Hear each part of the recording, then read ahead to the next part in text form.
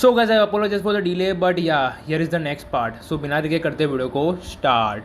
सो अभी तात्सुमाकी बोलती है चल अभी सायतामा मेरा टाइम वेस्ट मत कर, और अभी उड़ते उड़ते वो मुंह फिरा के उधर से चली जाती है। और जैसे ही वो उधर से जाती रहती है सायतामा उसको देखते रहते और बोलते हैं ए सुन ना, रुक ना एक मिनट। बट तात्सुमाकी सुनती नहीं है और थोड़ा आगे बढ़ती है, और उसके बाद थोड़ा आगे आके वो रुक जाती है हवा में। उसके बाद तात्सुमाकी अपना मुँह फिरा के बोलती है हाँ बोल, क्या हुआ, तूने मुझे क्यों रोका।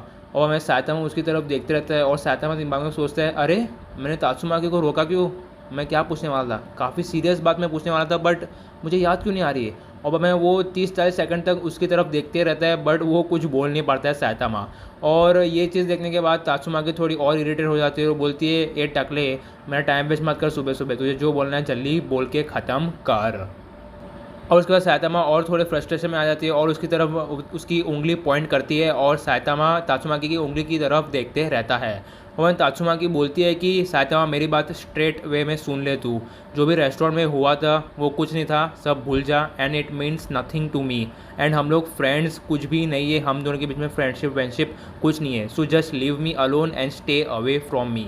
फिर सायतामा ब्लिंक करता है और बाद में वो थोड़ा डीजी हो जाता है, और वो बोलता है तात्सुमाकी सॉरी, क्या तू वापस से बोल सकती है, मेरा ध्यान तेरी बातों पे नहीं था।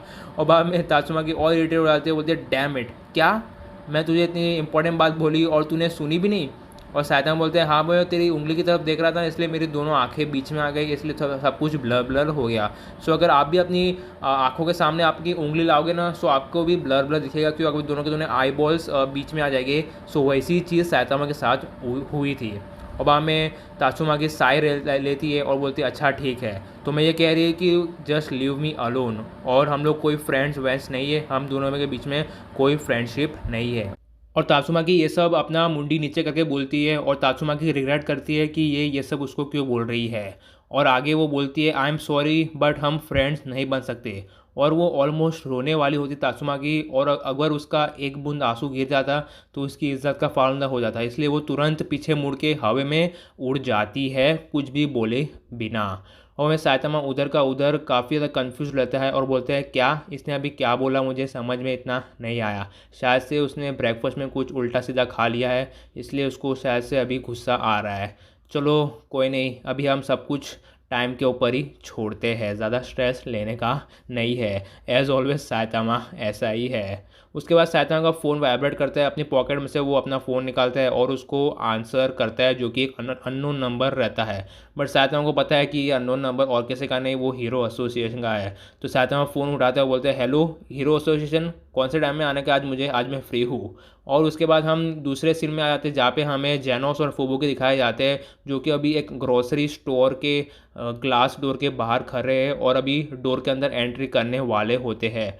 और उसी वक्त फुबुकी कंप्लेन करते जेनोस से बोलती है मैंने तुझे ब्रंच के टाइम पे आने को बुलाया था जेनोस, और तूने हमारे लिए ग्रोसरी शॉपिंग ही डिसाइड किया, ना कोई रेस्टोरेंट ना कोई कैफ़े, और इस भद्दी जगह पे तू लेके आया मुझे।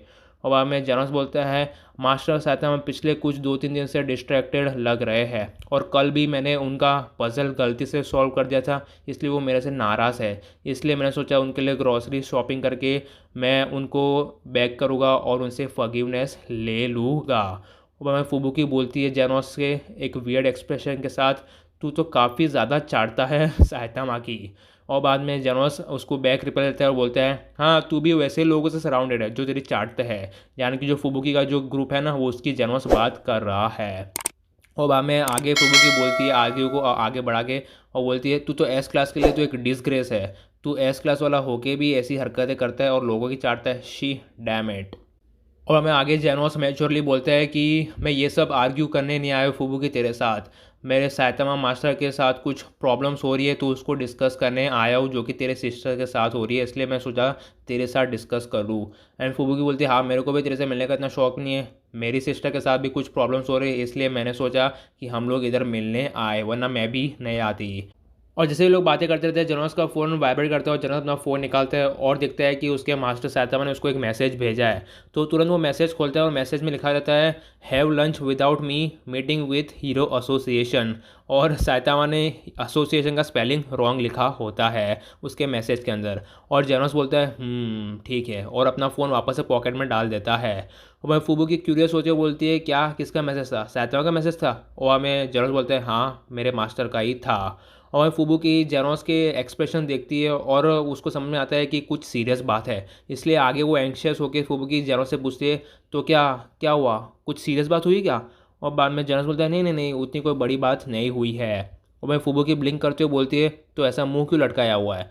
और जेनोस बोलता है, हाँ वो मेरे मास्टर ने एसोसिएशन की स्पेलिंग रॉन्ग लिख दी थी।